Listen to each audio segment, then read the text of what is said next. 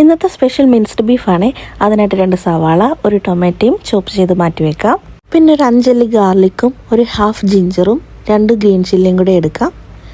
പിന്നെ ചൂടായ പാനിലേക്ക് ഒലിവ് ഓയിൽ ഒഴിച്ച് കടുക് പൊട്ടിച്ച് അതിൻ്റെ കൂടെ അല്പം പെരുംജീരകവും ആഡ് ചെയ്യാം. ഇനി ചോപ്പ് ചെയ്ത് വെച്ചിരിക്കുന്ന ginger, garlic, green chilli add ചെയ്യാം. അതിനുശേഷം കുറച്ച് കറി ലീവ്സും കൂടി ഇട്ട് കൊടുക്കാം. ഇനി ഒനിയൻ ആഡ് ചെയ്ത് ഒരു ബ്രൗൺ ഷെയ്ഡ് ആകുമ്പോഴേക്കും ടൊമാറ്റോ ആഡ് ചെയ്യണം. ഇത് രണ്ടും സോട്ടായതിനു ശേഷം മല്ലിയില ആഡ് ചെയ്ത് കൊടുക്കാം. ഇനി ഇതിലേക്ക് 1/2 teaspoon turmeric powder, 1 table spoon chilli powder, 1.5 table spoon coriander പൗഡറും കൂടി ചേർത്ത് 2 ടേബിൾ സ്പൂൺ ഉപ്പും ആഡ് ചെയ്യണം കേട്ടോ. അതിനുശേഷം ഫ്രഷ് ഗരം മസാല പൊടിച്ചത് ഒരു 1 ടേബിൾ സ്പൂൺ കൂടി ആഡ് ചെയ്ത് കൊടുക്കാം. ഇതെല്ലാം സോട്ടായി വരുമ്പോൾ സോയ സോസും ടൊമാറ്റോ സോസും കുറച്ച് ആഡ് ചെയ്യാം.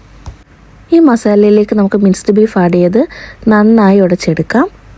ഇനി ആ മസാലയെല്ലാം ബീഫിലേക്ക് നന്നായിട്ട് സ്പ്രെഡ് ചെയ്ത് കൊടുക്കുക. അതിനുശേഷം ഒരു 10 മിനിറ്റ് അടച്ചു വെച്ച് കുക്ക് ചെയ്യുമ്പോഴേക്കും അതിനുള്ളിലെ വെള്ളമൊക്കെ ഇറങ്ങി നല്ല രീതിയിൽ വന്നിട്ടുണ്ടാവും. അത് കുറച്ചും കൂടി ഒന്ന് ഡ്രൈ ചെയ്തതിന് ശേഷം സെർവ് ചെയ്യാനായിട്ട് നമുക്ക് ഉപയോഗിക്കാം. ഇപ്പോൾ നമ്മുടെ മിൻസ്ഡ് ബീഫ് റെഡി ആയിട്ടുണ്ട്.